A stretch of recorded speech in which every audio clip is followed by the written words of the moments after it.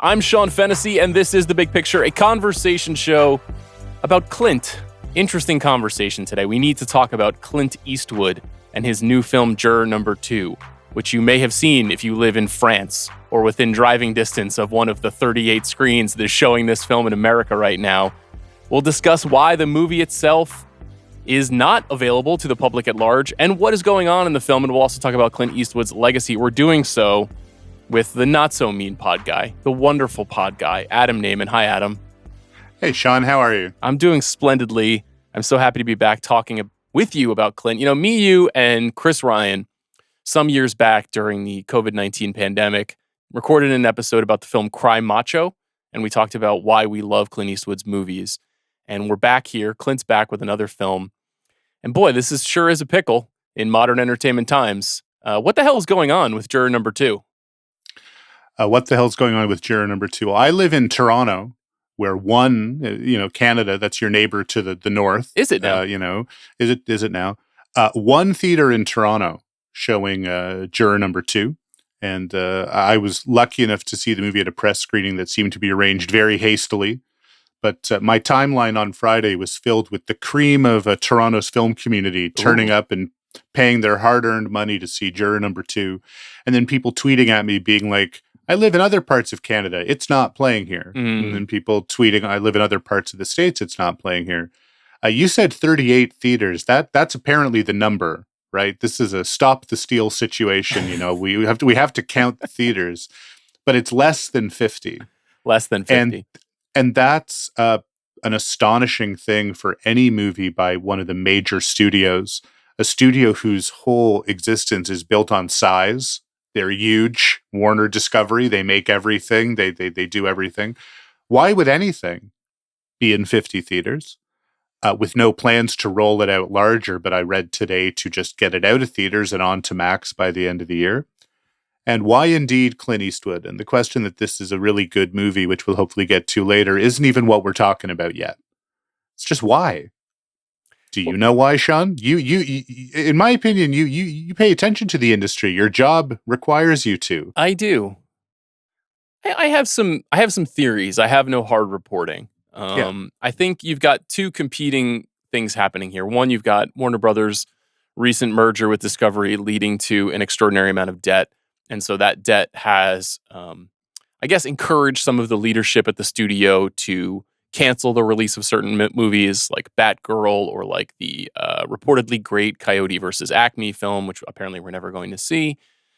And then in this case, and in the case of a couple of other movies, though not many, a very, very, very, very modest theatrical release before making this officially a streaming film.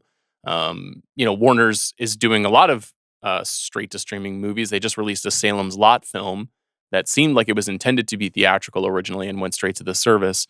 And so we've been going through this for years. Warner Brothers in particular has been at the center of this kerfluffle of streaming versus theatrical since the pandemic, in part because of the Project Popcorn initiative, you may recall, wherein all of the 2021 slate films were sent directly to Max.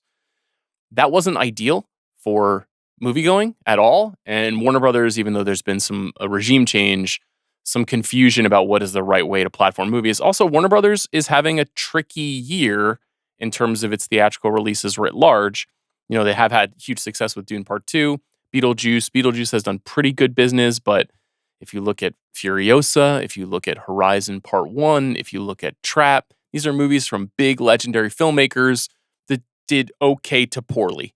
And I sense that the leadership that is not the top line leadership, the sort of CEO, David Zaslav type figures, but even just the film studio leadership is a little unsure of what it means to be a master these days and whether or not masters deserve to be platforms the way that they used to.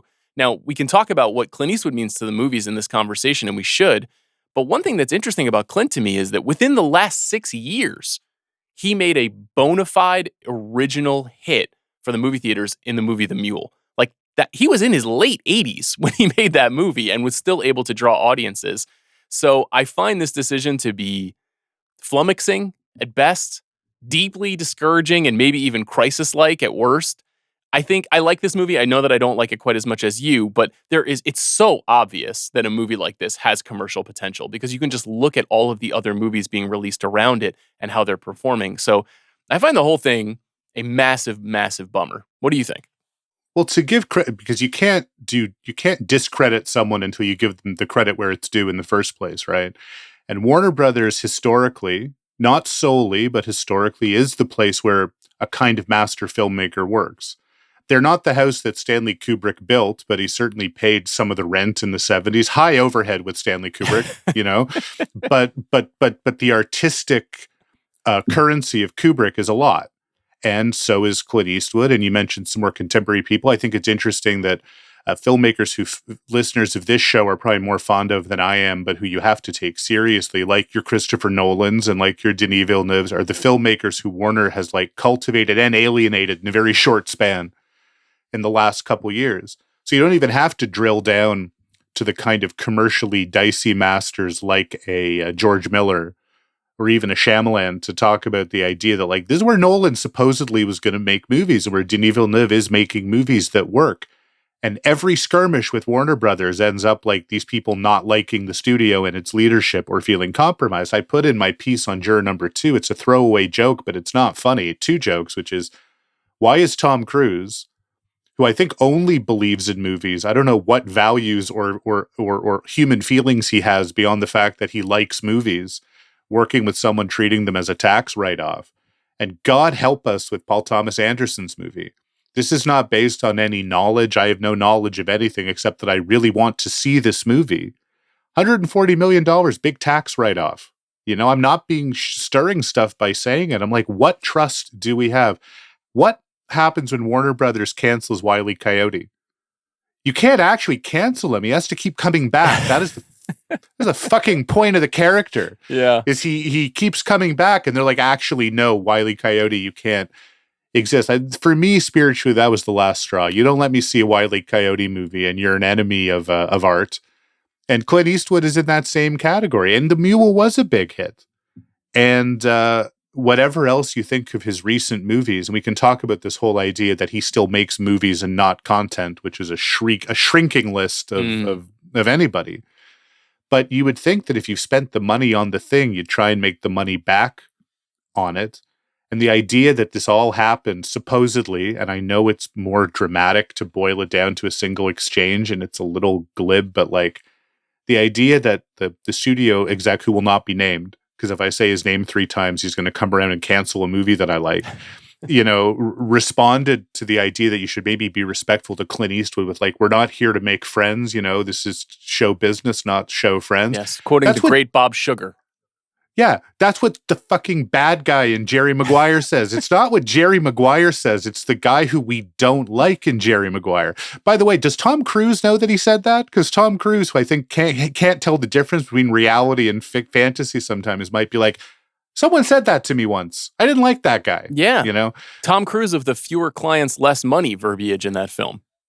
And yeah, I mean, I know we're talking about Clint and not Tom here, but it's like, Cruise has now crossed that Rubicon into being more of an Eastwoodian figure because he is kind of standing up for like the movies. Mm-hmm. You know, this is like Cruise's stump speech. And I don't like thinking that he might be collateral damage in this same idea of a studio that is from the very foundations of movie making now kind of being like, we don't know if we make movies anymore. And if we do, should we really release them? And do we trust when critics say something like Trap is good? Because without putting too fine a point on it, that wasn't press screened either. Yeah. I mean, there's like the very small experiences that folks like you and I are having with a particular studio at a given time. And then there's the history of that studio. And then there's a kind of tech incursion in the way that the entertainment marketplace has been wildly disrupted in the last 10 years. The ironic thing, I think, is that it's not just that Warner Brothers has this extraordinary history of supporting great filmmakers who are very audacious. This is the studio of like John Calley, like one of the great creative executives in movie history. But it's also, Mike DeLuca is one of the studio chiefs there now. And Mike DeLuca is renowned for having tremendous taste and for giving filmmakers a chance. He worked at New Line for many years. He, of course, is responsible for getting Boogie Nights into the world. He brought Paul Thomas Anderson to the studio. He is in part responsible for bringing Tom Cruise to the studio on a producing deal.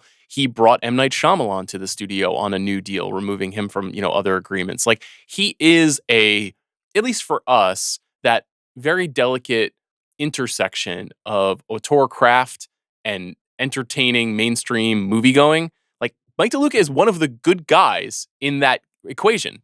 He wrote In the Mouth of Madness. Yes. It's a lifetime pass. Everything you've said is probably higher up on the resume, but like, dude wrote In the Mouth of Madness. Toronto shot classic, by the way. I mean, that's a lifetime pass. And I don't speculate on the psychology or how these people feel in their heart of hearts, but sure, he's not thrilled, whatever he might think of Juror No. 2. The press is bad. Yes. Right? And I know it's easy to create these institutional villains and, go after Zaslav as an embodiment of something bad, the same way it's easy to prop up Eastwood as something good. But it's like, what else are we supposed to do? We're not supposed to know how the omelet gets made. Our job is to be critics and commentators and weigh the evidence and read the tea leaves like jurors, and ascribe guilt and innocence. And I find Warner Brothers guilty of doing Clint Eastwood dirty, like, heart seriously here. This is awful. I don't know what the sentencing will be for this crime, but it isn't good. Let's just give it some context too for the contemporary times. The movie reported, we're recording this the week after its release. This episode may not come out until the following week. We'll see. I think by the time this episode comes out, it may not even be in any movie theaters anymore. It may be completely pulled from movie theaters. And so it makes having a conversation about the film complicated. But at the time that we're recording, Conclave has already made north of $15 million in movie theaters with a wide release. A movie that, even though it's a papal drama that is a mystery movie, is essentially appealing to the same audience that a movie like Juror No. 2 is appealing to. Conversely, the film Here did not perform nearly as well as it would have liked to, and that is a film that is sort of like a technocrat's idealized dream versus Clint's style, which is this very forthright, typical, sturdy, dramatic genre picture, which he has thrived with for decades. You've also got to consider this movie made $5 million internationally and millions in France, his beloved France, where Eastwood has been venerated for decades. So, and also we're in a time where it's so clear to me, based on the success of a show like Presumed Innocent, that we're in the mode. We're in the mood for the Scott Turow, John Grisham, right down the middle legal drama. This is something that people have always liked. And for whatever reason, it was cast off to streaming television, and it very much belongs at the movies. So I find the whole thing bewildering. It feels like ultimately some combination of contempt and negligence, and I don't know what the percentages are in those two directions, but it is frustrating. And I think there is maybe not a point of view, but there's like some rhetoric which is like, well, okay, so the law of averages has to come for Eastwood eventually, and he's been insulated for so long. Malpaso with its deal with Warner's, he gets to make whatever he wants. He makes it how he makes it. But I don't really know how many people making that argument can square that with just the tension we all live under, which is it's an industry. It's a mercenary industry. And if Clint's movies provide return on investment, they're never going to stop giving him that freedom. If he happens occasionally, more frequently than most, to make either good product or arguable art, I mean, that's a whole other discussion. I don't think the problem here is that Warner Brothers or its executives have bad taste and don't see that Juror No. 2 is good. My argument is they spent money on it. They could potentially make money on it. Leave the adjudication of whether it's art to, the jurors who work as film critics, but just like let audiences see this movie. I think this movie shouldn't go to Max. This movie should be put in a time machine to 1997 and played with commercial breaks on TBS. That would actually be a good thing. Because back then, I think we were all taking the idea of like well-made, self-contained, movie-shaped objects for granted. We didn't know how good we had it. Not just with Eastwood, but sort of in general. Like, this movie made me feel, to some extent, it's much better than this movie, but it's sort of like, it's like watching Primal Fear. 100%.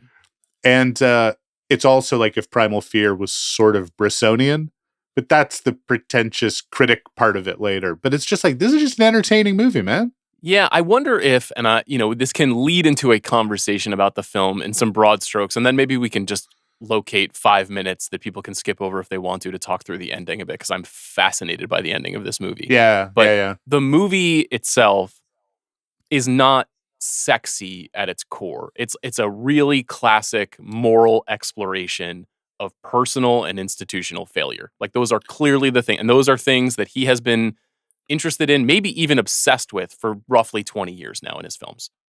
With an extremely sexy frontman, because Nicholas Hoult, he of the blue eyes, they are Clint caliber blue eyes. Clintonian even. Clintonian blue eyes. Clint and Clintonian, but yeah, not the sexiest movie in a lot of ways. It's also a movie that's very formally made. It has some interesting moves. You know, there is a clear like noir Hitchcock thing going on inside the strategy of the movie, but it's just a lot of interiors. It's a lot of archetypal characters. It moves in patterns that are familiar. And so because of that, sometimes that can be a good thing. Sometimes an executive can look at a movie like that and say, like, I know what this is. I know how to program this. I know how to market it. I know how to get it out into the world. And sometimes that might make them think like, this is a seen it all before kind of a situation. This is a guy working in an old register that doesn't get what modern entertainment culture is all about. And so I think because of that, even just the way that like scenes are blocked, they feel like a Malpaso movie from, if not 1972, then certainly like Midnight in the Garden of Good and Evil. You know what I mean? That's a movie that this is in relationship to, another Southern set legal drama. And so maybe it just feels like passé to them.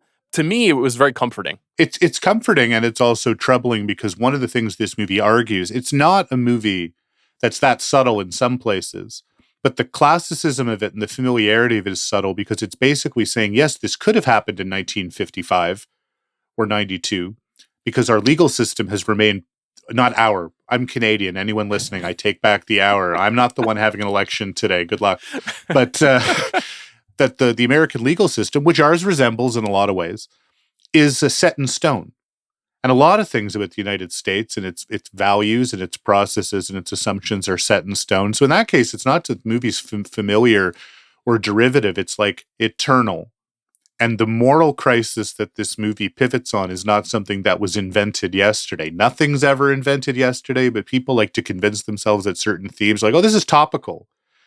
And it's like, no, this is topical the way, like, you know, Genesis is topical, the book of Genesis, you know, it's like, it's pretty, you know, this is like, am I my brother's keeper stuff? Yes. You know? Yes. And I think being a bit of a monument and a monolith himself, being a Mount Rushmore unto himself, Clint Eastwood is very interested in how things change or don't over time. And that's the kind of lens that you talk about the movie through. Yeah, it could play on TBS in like 1995, but I mean, it would be a pretty profound movie even then, I think. Yeah, I think, well, I don't know if I would have said that until I got to the conclusion of the film. Like, I think the obviously kind of the emotional quagmire that the character finds himself in is certainly rich. It's rich. It's definitely rich. Should we tell people what it's about? Yeah, because we should. The trailer's interesting because you'd think it spoils the movie, but the best thing about the movie is even if you know the premise, it's still interesting. So it's about a juror for a high-profile murder trial. This juror is a successful freelance magazine writer of some kind living in Georgia who finds himself struggling with this dilemma, which is that he is on the jury of a case in which he may or may not have played a major and potentially devastating role. Yeah. And there's a man on trial for his life for murdering a woman who was his girlfriend. And Nicholas Hoult was present, seemingly, at the events that are depicted in the film's case. So Nicholas Hoult's character has to determine how to operate inside of this situation. The case that is presented feels very open and shut. It appears that the man who is on trial is guilty. And then invariably the movie, roughly a third of the way through, becomes a 12 Angry Men style disquisition on guilt and truth and reasonable doubt and how we can know what's real and what's not. And also I think has some very clever contemporary spins on how everyone thinks that they understand everything about true crime, but also people who get called into jury duty just need to go home and take care of their kids or go take care of their pregnant wife, which Nicholas Holt's character has with a high-risk pregnancy, played by Zoe Deutsch. And so it's a straight down the middle pot boiler drama. Well, and I was grateful to get to write about it at some length for Ringer. You know, it's wonderful to get to write 2,000 words on a movie. It's hard to do that almost anywhere else. I'm just saying that out of gratitude. You It's a know, great piece. the 12 Angry Men thing is interesting because I know we're treading on spoiler territory. We're actually being more careful than the trailer, which kind of comes out and says what it is. Does, But it also, really does. It spoils the shit also out of it. spoils the shit out of it. But I still think the movie's good. But let's just say that, you know, in 12 Angry Men, the legacy of that movie, and it really is a kind of centrist lib legacy. 12 Angry Men is like the boomer centrist movie hall of fame. It's also one of the 10 most popular movies, highest rated movies on Letterboxd, which obviously means that the kids still relate to it. I have noticed that, and I think part of that is because that movie, like this movie, is genuinely entertaining. Genuinely entertaining. But I mean, in 12 Angry Men, you have Henry Fonda in his white suit. He's the only one in the jury room who looks at this Puerto Rican kid in the defendant box and imagines, that could be me. And if it was me, would I want us to talk more about it? Suffice it to say that in Juror number 2, Nicholas Hoult comes to the same conclusion, but not because he's the best person in the world. He has other reasons for maybe putting himself in that defendant box imaginatively and sort of, you know, what is his duty to this defendant? What is this duty to himself and to his country? Suffice it to say, country is not at the top of his list of priorities. I think the movie suggests maybe nor should it be, nor can it be, nor will it be for any of us. I'm not trying to tip our hand about when we're recording this, but like, it's an interesting election season movie about self-interest.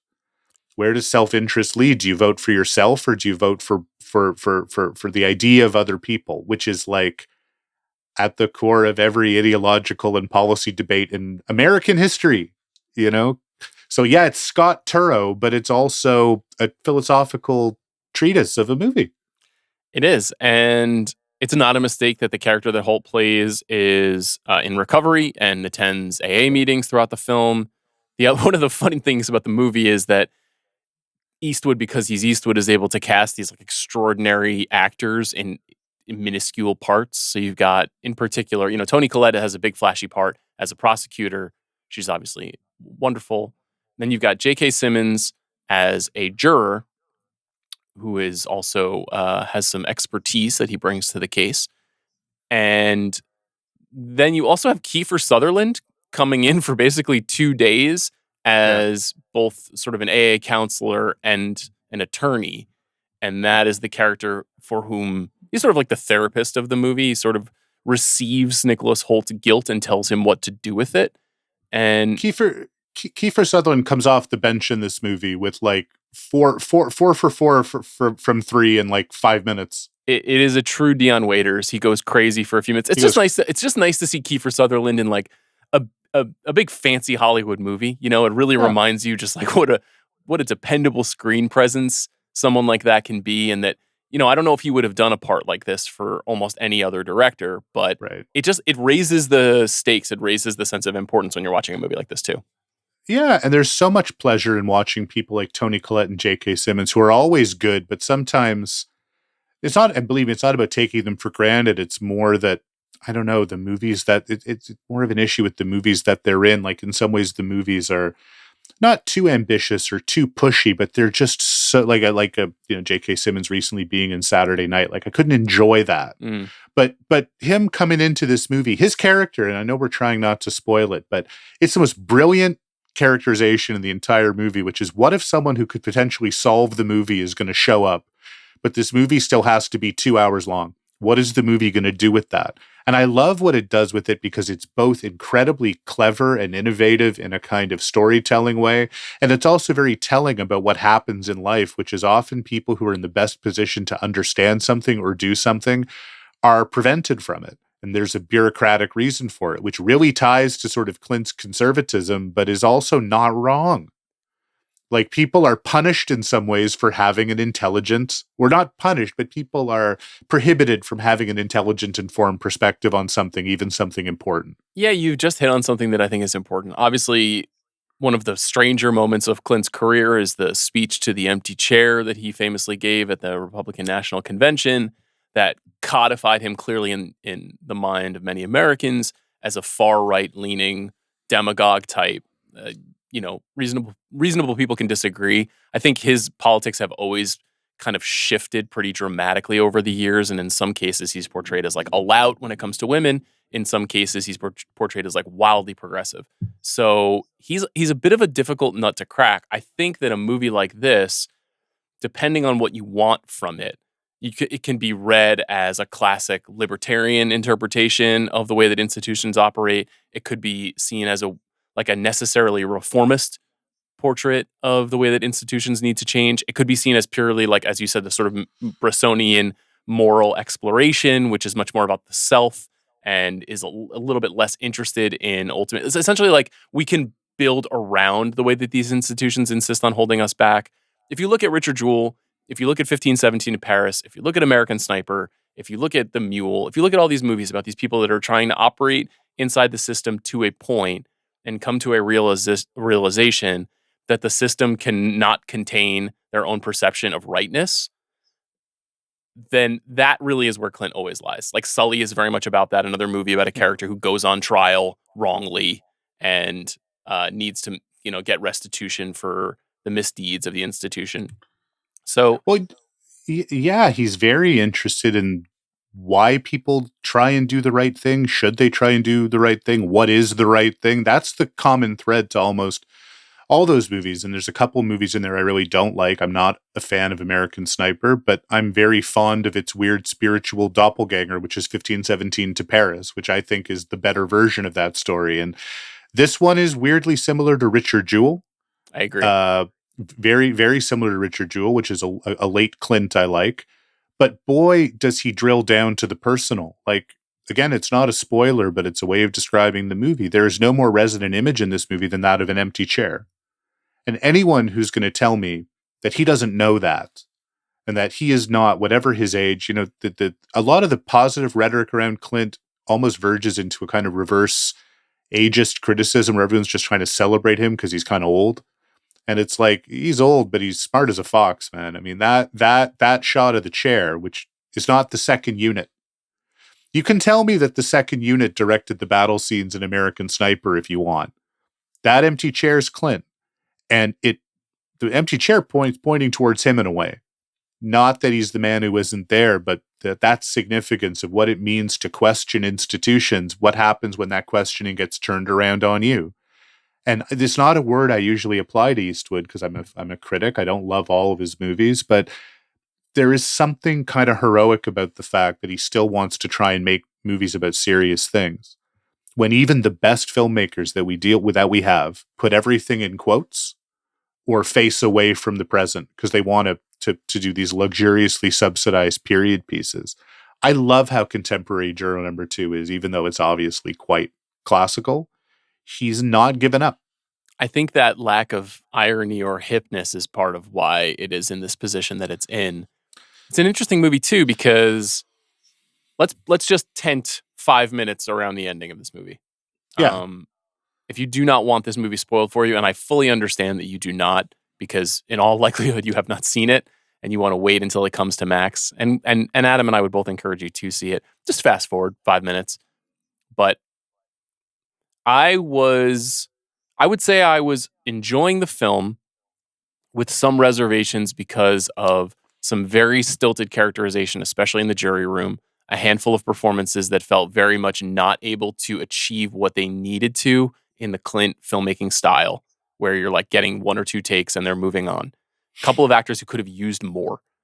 This is not the case for Nicholas Hoult or J.K. Simmons or Toni Collette or Chris Messina. Like the stars of the movie, I think, are uniformly excellent in the movie, but there are supporting characters who needed a little bit more time to shake things out, and maybe the script needed another pass too. Nevertheless, when we got to the ending of the movie, in which by some chance the Nicholas Hoult character has been able to extricate himself from deliberating at the end of the jury, and the jury has convicted the man who is on trial, and he has returned to his quiet life in the suburbs with his wife. They give birth, they have a child.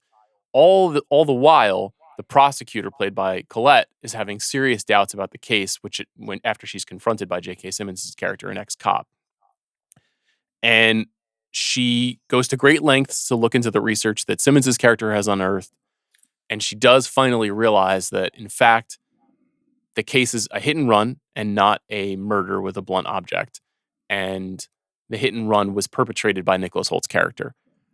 And so the film has this drawn out conclusion over the course of 7 or 8 minutes where we're not entirely clear after sentencing has transpired where we're going to go and what's going to happen to Holt. We see him with his family and his baby. We're waiting and waiting and waiting. And finally, there's a knock at the door, and Holt answers the door. And standing in the doorway is Toni Collette. And she is there, presumably, to tell him, we will not be battling the appeal of the convicted man. We're going to let him free, and you're going to be tried for this case. Presumably. That was my interpretation of it. But the movie stops right there before Toni Collette says anything.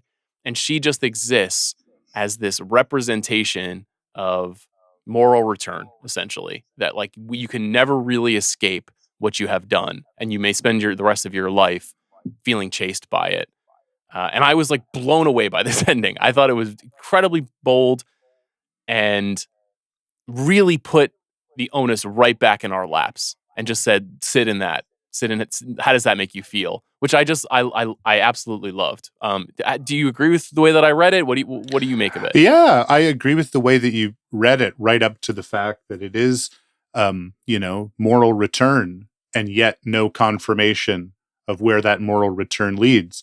The Collette character, to me, is one of the most admirable things about the movie, because there's another era of Clint's filmmaking, including fairly recent ones, where this would be a Hillary or, God help us, Kamala-coded character, the way that Judy Davis was quite brilliantly in Absolute Power, where it's like, that's like Norm Macdonald's version of Hillary Clinton. It's just like, cover up this murder, cover up that murder. We got to cover up the president's murder. I mean, Clint is not... he's not funny about those things. But that in this movie, she is set up to be a hypocrite, which is her name is Faith, and she's trying to prosecute domestic abusers, and she's trying to be a sort of progressive liberal DA. And you feel, not just because of Eastwood, but because of the genre, that this may be a movie about how she is just as willing, if not more, to sweep things under the rug. You are led to think she is going to be someone whose ambitions to do good make her do bad. And she's not. She is someone who comes to a realization that, her desire to do the greater good is going to be compromised if she maybe doesn't investigate this one small thing that she could get away with. I am not sure that she has showed up at Holt's door at the end of the movie to bring the house down on him, but it's to see him. Mm-hmm. And the staging, I don't think Eastwood is doing this movie, but the staging reminded me of the end of Taking of Pelham 1, 2, 3, except at the end of Taking of Pelham 1, 2, 3, Walter Matthau is going to call the cops on Martin Balsam. I'm not sure she's going to, who by the way is from 12 Angry Men. I'm not sure she's going to call the cops, but she sees him. So what does it mean to be seen? His son, who's looking up at him in that last scene, all he sees is his dad. And what's the dialogue in that scene? Oh, he has your eyes. Oh, I hope he doesn't have your mouth. Oh, he's got my elbows. I mean, his son is inheriting all these things about him, and his wife, who has every reason to have not wanted him to serve on that jury and to help her through a difficult pregnancy, and every right to not want to raise that kid alone. I know people are going to say Clint Eastwood can only conceive of pregnant wives as being a burden, but I don't see that. I think he has empathy for that character for sure. I think he has huge empathy for that character, and I think that she's judging him too, because there is so much about that ending and so much about the whole plot mechanism of the movie, which is both contrived but also a comment on the system, that it's because of his history of alcoholism that no one would believe he wasn't drunk when what happened. The same way that Gabriel Basso, not insignificantly J.D. Vance on the stand in this movie. I mean, it is Mr. Hillbilly Elegy playing that part. But to the same way that people would just assume he's guilty because of his past, the whole character is never going to get off on a drunk driving charge because people assume that he's an alcoholic. He tells his wife one truth at the end of this movie while denying her a larger truth. And I think the truth changes depending on who we tell it to. But he is seen in that last shot by her. And we see him too, but we've seen him all along. It's not a twist ending. It's the only ending. We've seen him all along, and we're asking ourselves how we feel. So now within the world of the movie, he's been seen as well. And that's horrifying. I hadn't considered what you just said about how he very easily could have made this a portrait of a failed progressive. But the Yeah. fact that she not only confronts him on that park bench in that critical scene, but then follows up and Yeah. pursues it is another one of those upendings of our expectation, you know? But I also, and this is obviously that incredibly pretentious place that everyone doesn't want a film critic to go. But I just thought of, I think you should leave. I thought of the sloppy steaks sketch where Tim Robbins, with the old guy, is like looking at the baby, is like, this baby knows I'm a piece of shit. That's what I thought of at the end of Juror number 2. Not only was I laughing about the fake baby from American Sniper, because this is evidently a real baby at the end, and quite a beautiful one. It's like a much more realistic ending than the end of Megalopolis involving a baby. At the end of Megalopolis, Coppola's like, we got to save the world for our kids. Our kids are beautiful. We need to freeze time for our kids. And Eastwood's like, actually, the second we have kids, we lie to them about who we are and what we've done. And if we ever get called out on that lie, that's going to ruin that kid's life. So of course he lies. The fact that whole last scene is that baby looking up at him, seeing one thing, and then Toni Collette at the door seeing something else. I'm not trying to be lofty here, but it's like, that is life and that is art. I'm sorry. I don't care that Clint's 94, and I don't care that David Zaslav can't see it. I don't care. That's art. And it's very moving to me to see it that way. Hell yeah, Adam. I couldn't have said it better. It is art. Clint, do you think this will be his last film? Presumably, right? I hope not. I hope he makes a documentary about an insurrection on Warner Brothers. I know. I mean, I'm kidding, but no, I don't want him to stop making movies. I don't want any of these filmmakers to stop making movies, because it feels like beyond their own filmmaking, which needs to be taken on each term. We can't totally heroize these people, whether it's an Eastwood or a Scorsese or Elaine May, who's really Eastwood's generational contemporary and is also being prevented from making movies institutionally. I think has a lot more to complain about over the years than Clint Eastwood. I wish Elaine May had 35 movies to have her 36th taken away from her, But these are the filmmakers who I think they still see movies as movies and not as, widgets.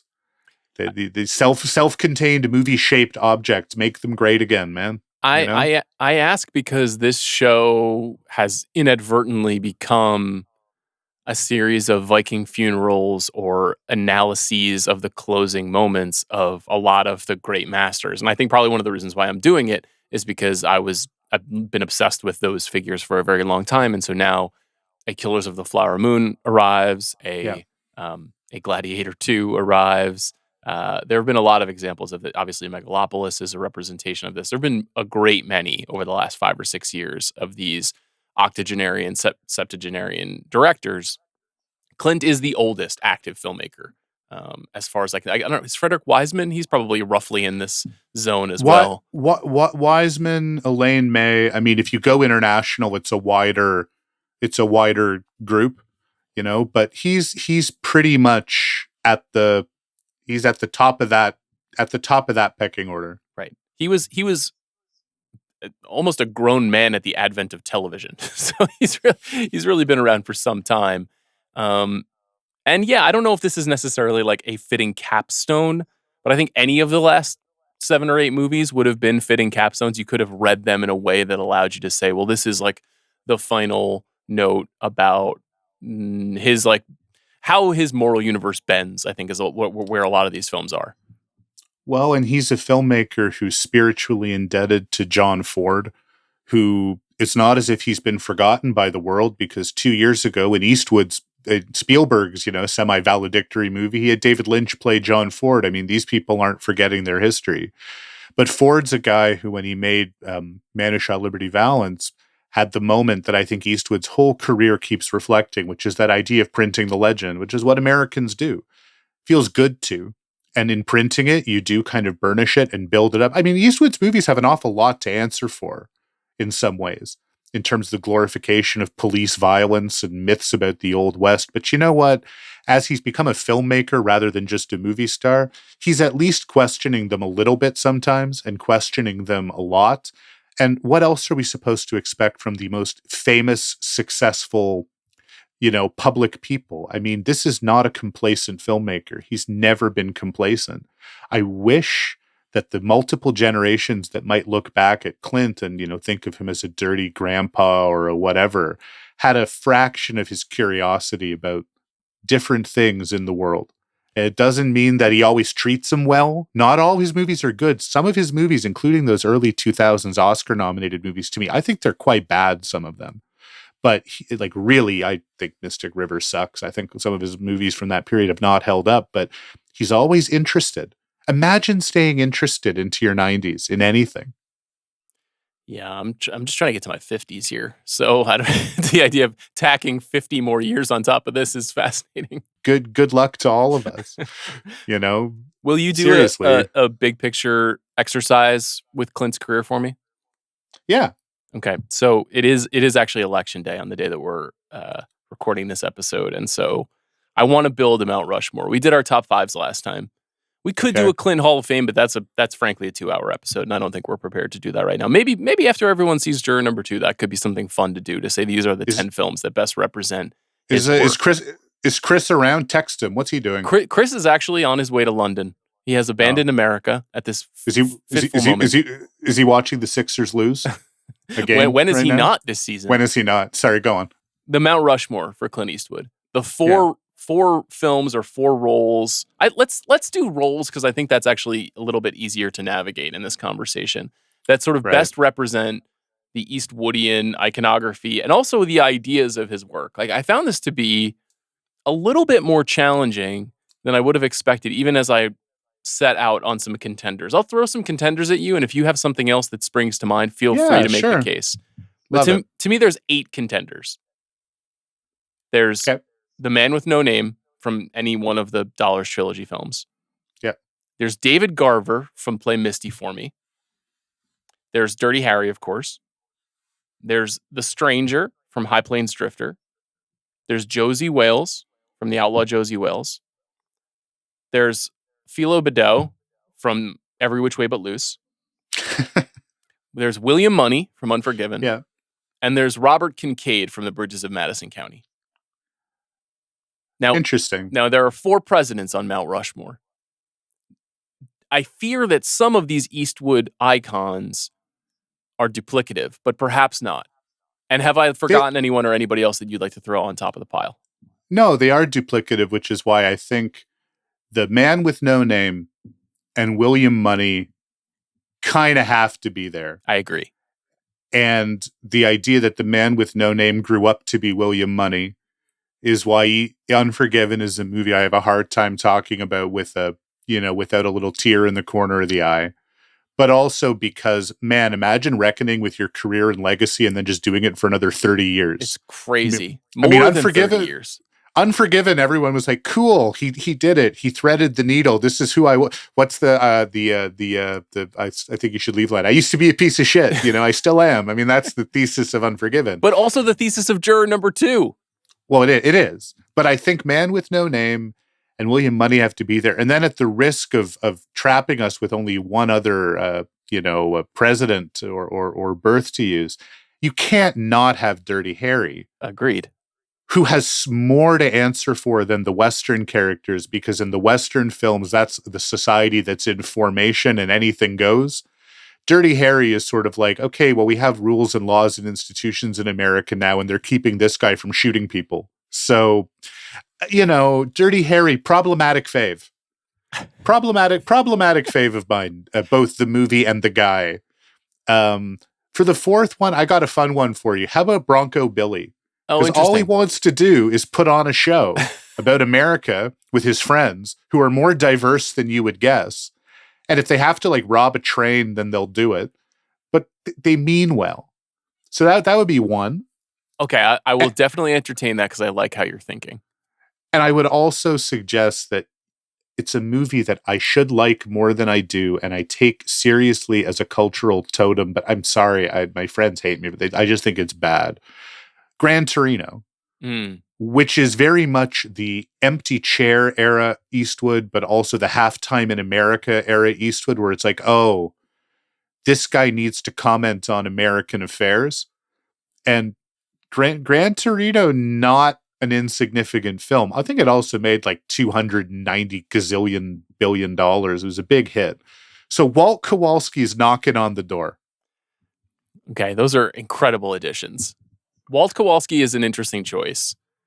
We don't have Craggy Clint. And Craggy Clint got a lot more mileage than I ever would have guessed in 1993. Yeah. The idea that he went on to star in several films in the Yeah. 2000s is Or fascinating.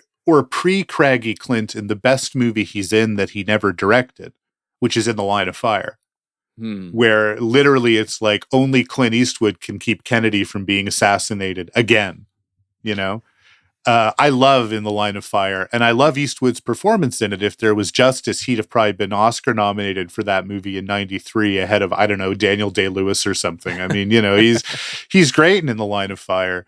But yeah, super Craig Eastwood. You'll notice I'm not mentioning Million Dollar Baby, but other people might feel that character's there. The politically unpredictable Clint. Well, I think that character is actually an interesting representation of director Clint. That, like, in fact, his role in that film is in line with the sort of the way that he shepherds projects and manages actors and trains people to be able to do the work and has a team and people he relies upon for years in the Morgan Freeman character. Like, you can read that movie that way, which I think does have some kind of helps the Mount Rushmore case. I've never been I do quite like Mystic River. I do not like Million Dollar Baby. I've always had a hard time with that movie personally. There was a feeling when those were all coming out in the 2000s that everyone was sort of overcompensating for him not being taken seriously outside of France, outside of the Oscars, right? Right. Because you mentioned Kincaid and Bridges. I don't know if that's one of my Mount Rushmore Clint characters, but it's one of his best movies. And it's a great movie, The Bridges of Madison County. When I made this list, my heart was telling me that is the best fourth choice because it's the only one of these other iconic figures that shows a different side, that shows that there is clearly a romantic Clint. There is and in that film, he's a photographer, he's an artist, he's a person attempting to live a kind of quiet life. Like Clint, despite being a former politician and somebody who is, at the center of American culture for years and years, does sort of just seem like a guy puttering around his house sometimes. And well, yeah, sure, with interests, with real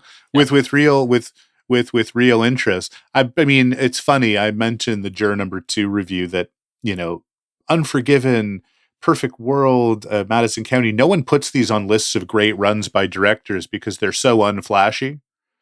But those are some really good pieces of kino, those are really good movies. I'm with you. When we were doing a lot of Kevin Costner coverage, I was really pushing A Perfect World hard as sort of like an exemplar of quality thriller myth making. Like that is a thing that they are, like, he is once again operating inside of iconography and then trying to like upend it at times too. And by letting Kevin Costner play a Clint Eastwood part in a way that is so fascinating.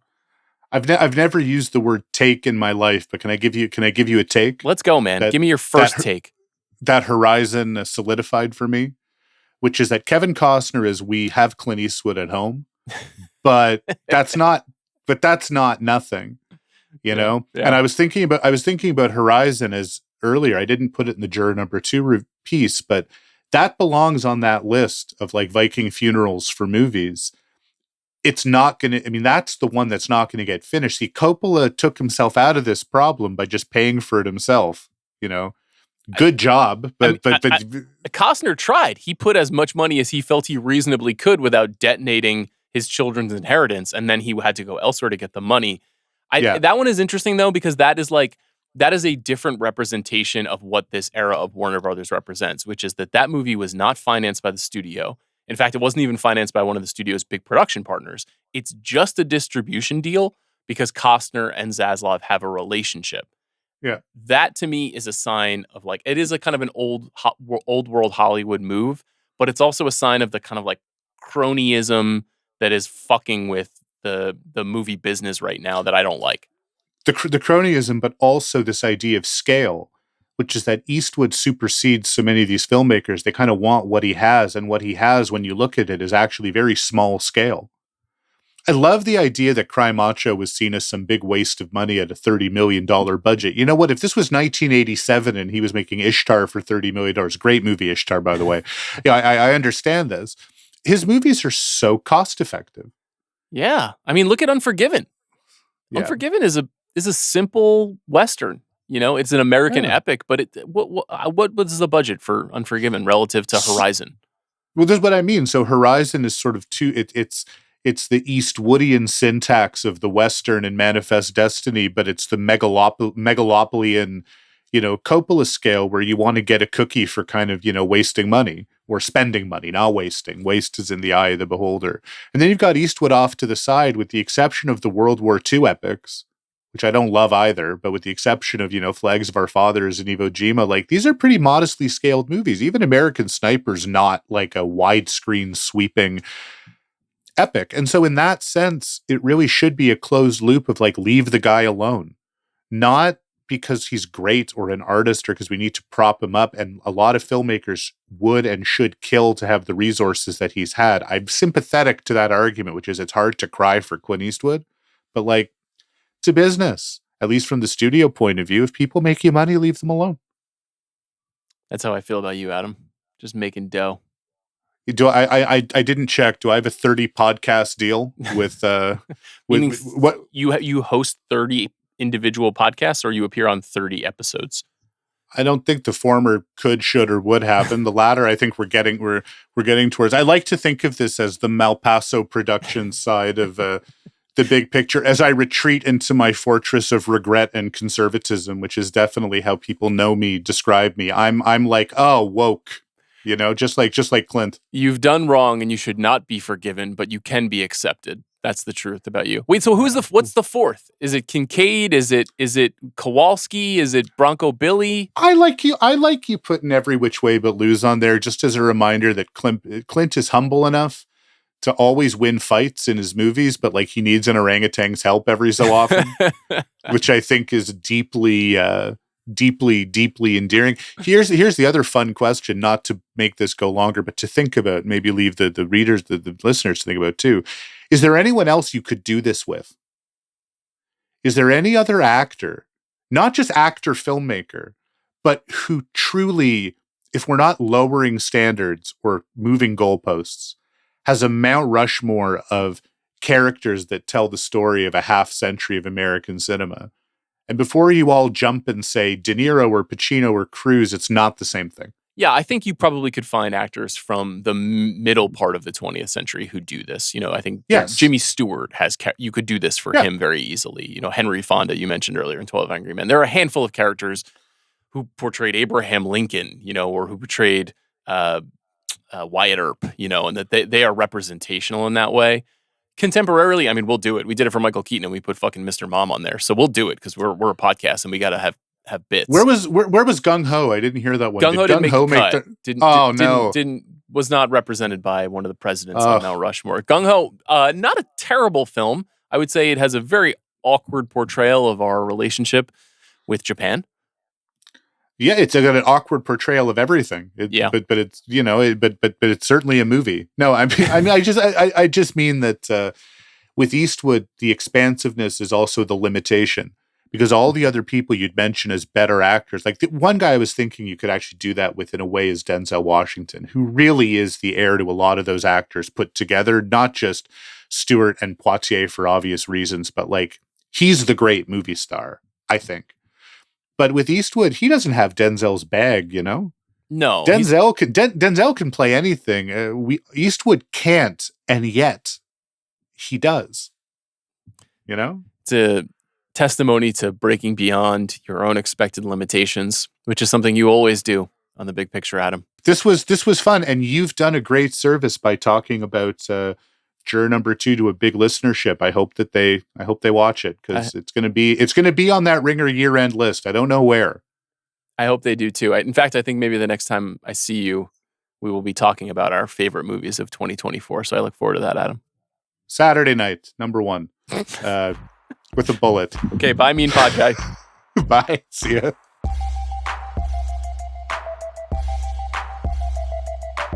Okay, guys, I want to tell you just a little bit about Heretic. This is a new thriller from A24. There's only 3 actors in this movie, pretty much. Hugh Grant, Sophie Thatcher, and Chloe East.